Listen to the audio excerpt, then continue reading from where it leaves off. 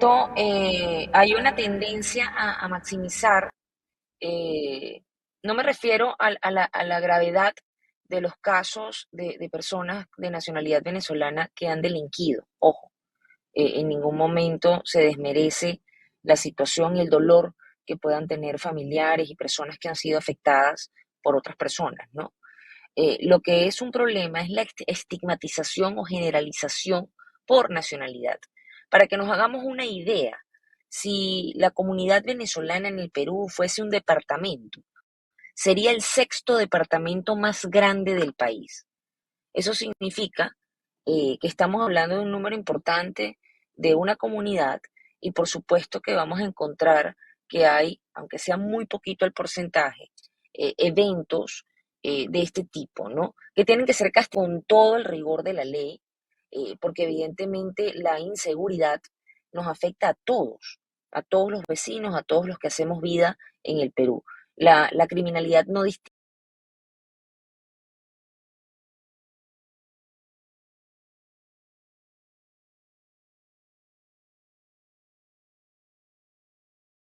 distingue nacionalidad tampoco.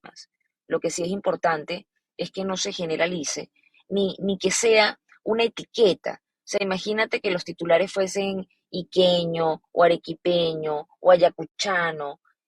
Sería bastante extraño, sería bastante deplorable que se caracterice a la persona o se pretenda asociar un comportamiento delictivo al lugar de nacimiento de la persona.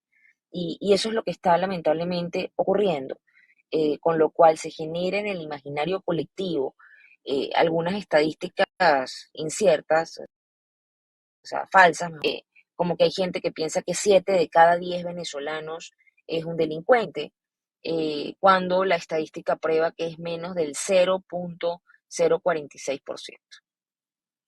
Que hace finalmente es que la gente tenga ya una percepción, un prejuicio de cómo son los ciudadanos venezolanos. Esto genera discriminación.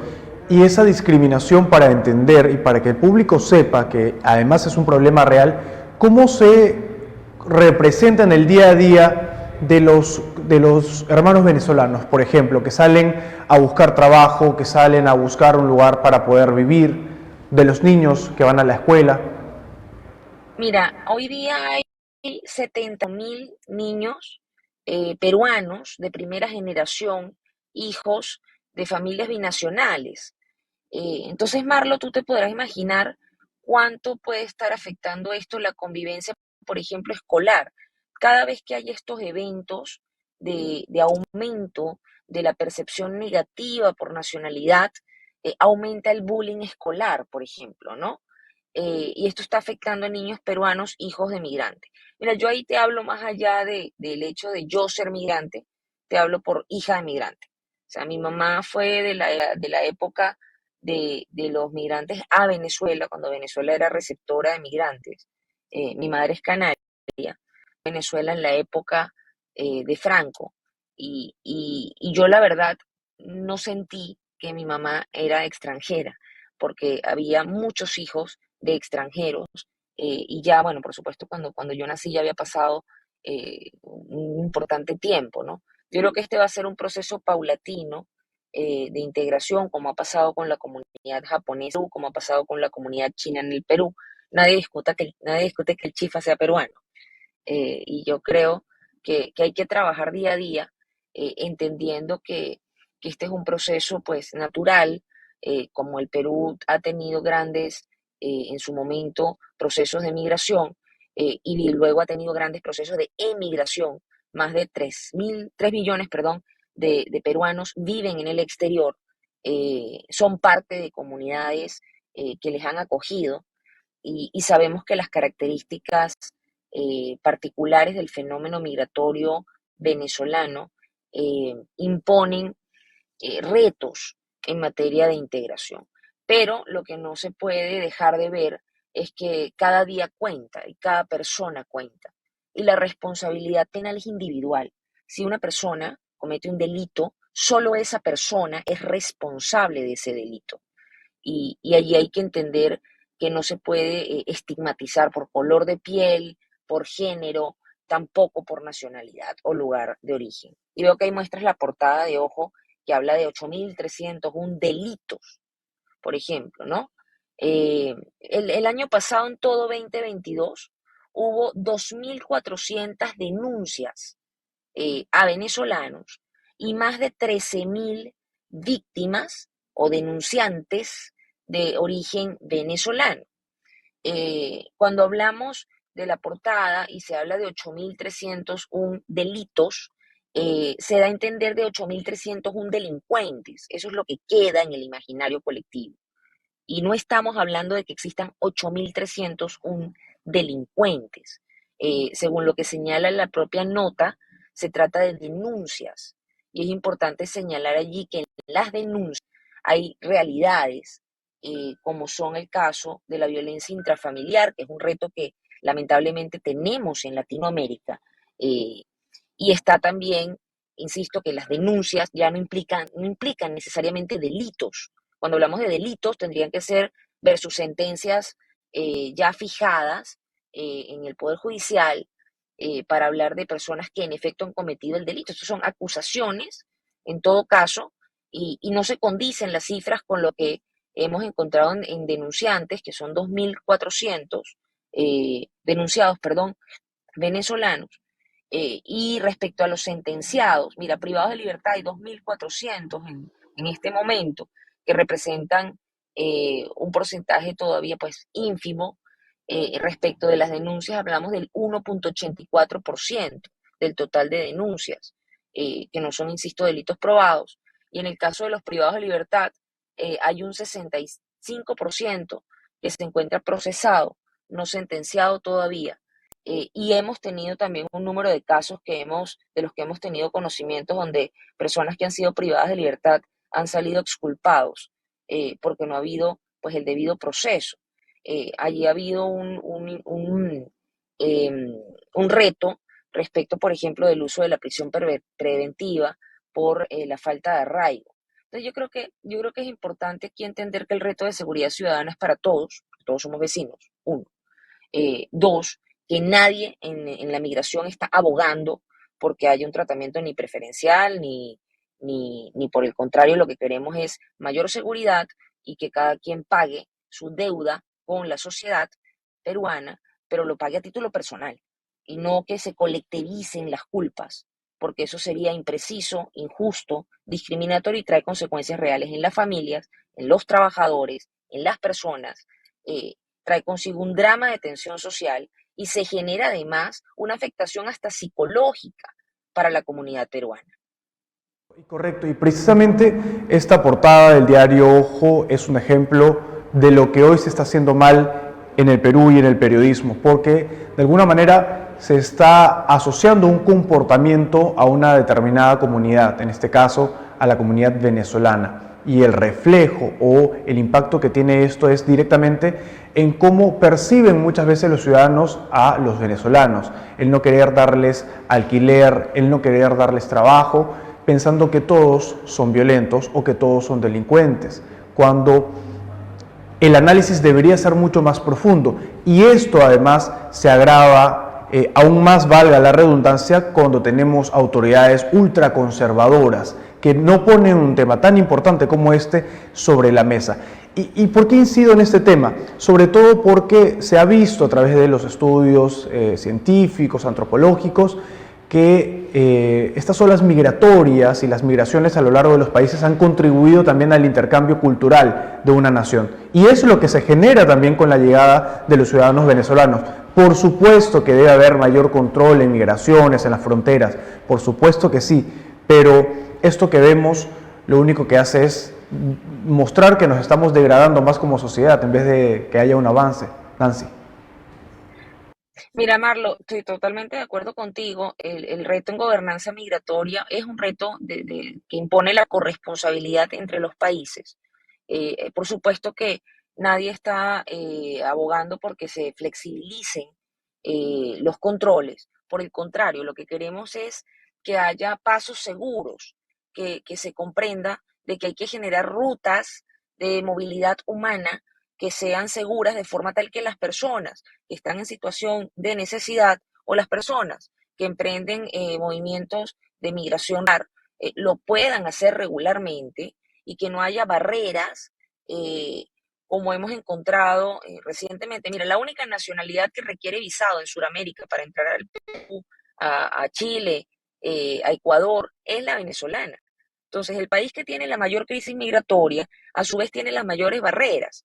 Entonces, si tú tienes países donde hay fronteras porosas y tú generas barreras para las rutas oficiales, para las rutas formales, vas a fortalecer los pasos irregulares. Y en los pasos irregulares, ¿quién está? Están los tratantes, las redes de trata de personas, las redes de tráfico de migrantes y muchas de estas asociadas al crimen organizado transnacional, colocando en peligro a estas personas, pero además fortaleciendo a criminales en el camino. Entonces, tomar la decisión de generar una movilidad segura implica también comprender la situación, so pena además de establecer los acuerdos, exigir incluso a las autoridades de los países de origen la plena identificación de sus ciudadanos. Ahorita en este momento la crisis en Tacna impone que el consulado venezolano dote de identidad a esos venezolanos que están allí, que el consulado de Haití dote de identidad y de documentos de identidad a las personas que están varadas en la frontera.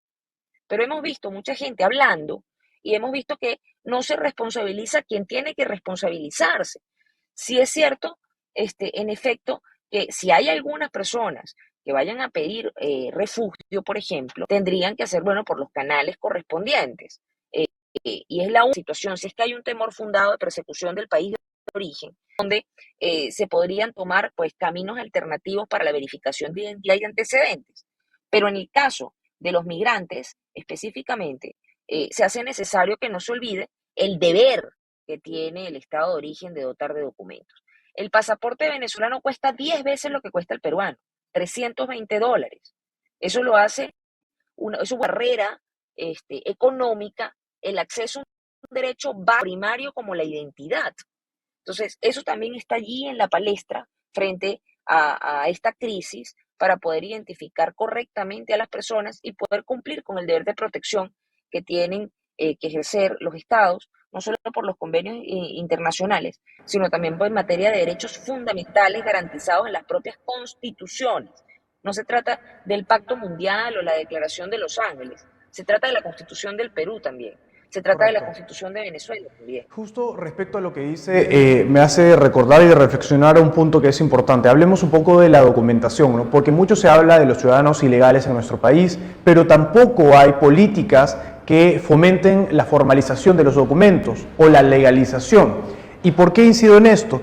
Y es que he conocido a muchos ciudadanos extranjeros en general que tienen que pagar multas que son realmente elevadas por día cuando ya vence, tengo entendido, el carnet de extranjería en el país, acá en el Perú, y esas multas se acumulan y muchas veces sobrepasan el presupuesto que ellos tienen con un trabajo promedio, digamos, en nuestro país para poder formalizarse o para poder tener este documento. Y por no poder pagar, continúan los días como ilegales y esto limita su calidad de vida porque no pueden acceder a ciertos servicios tampoco o a trabajos. Sí, mira, Marlo, yo creo que, mire, hasta en nombre de la seguridad ciudadana, es importante que todos los migrantes estemos en condición regular. Para que haya condición regular, en efecto, tenemos que hacer las renovaciones a tiempo de nuestra residencia. El problema devino por dos cosas, ¿no? Uno es que el carnet de extranjería originalmente, el plástico, tenía la fecha de vencimiento, de emisión y de vencimiento, y luego tenía un cuadrito donde te hablaba de la renovación anual de tu calidad migratoria. Migraciones modificó en su momento el diseño del carnet, quitó el cuadrito donde aparecía el tema de la renovación anual y dejó nada más la fecha de emisión y vencimiento del plástico. Entonces, mucha gente en aquel momento, cuando hubo todo el tema del PTP, etcétera, y hubo una llegada masiva de documentos y una emisión masiva de documentos, mucha gente no fue debidamente pues, informada en su momento y se presentó la confusión entre la fecha de vencimiento del carnet y la fecha de vencimiento de la residencia. Pero además, la confusión, digamos que pasó por debajo de la mesa porque la ley de migraciones no contemplaba ninguna multa por exceso de residencia. O sea, no contemplaba ningún castigo diario. Durante la pandemia, en el año 2021, vía reglamento, sin modificar la ley, se crearon estas multas de manera irregular, porque no se cumplió con los pasos correctos para hacer la modificación normativa, primero en el decreto legislativo 1350 y después en el reglamento, sino que se crearon por reglamento. Entonces, personas que no tenían ni idea de que había una sanción, de que existía una sanción, porque, insisto, no estaba en la ley. No estuvo en la ley, es más, está en la ley hoy. Tú revisas el decreto legislativo 1350 y esas multas no existen. ¿Qué hizo recientemente? Se aprobó la ley de amnistía en el Congreso con 84 votos. Se está esperando es la promulgación por parte de la presidenta Dina Boluarte. Y en la ley de amnistía es donde recién se está añadiendo al decreto legislativo 1350 estas multas, este causal de multa. Entonces, claro, la gente de repente se encontró con que estaba multada por el 1% de la UIT diario, que son hoy día 49 soles diarios, lo que termina siendo incluso superior al salario mínimo en el país. O sea, no hay forma en la que puedas pagar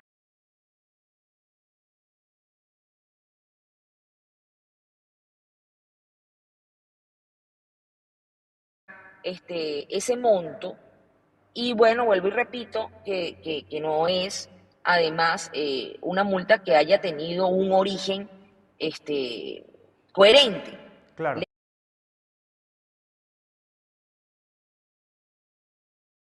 Legal. Correcto. Correcto, bueno. Ahí estamos trabajando las jornadas de regularización desde el 0800 80 212, línea de atención a migrantes, a extranjeros y también a nacionales que tengan intención de emigrar. Atendemos a todos sin discriminación.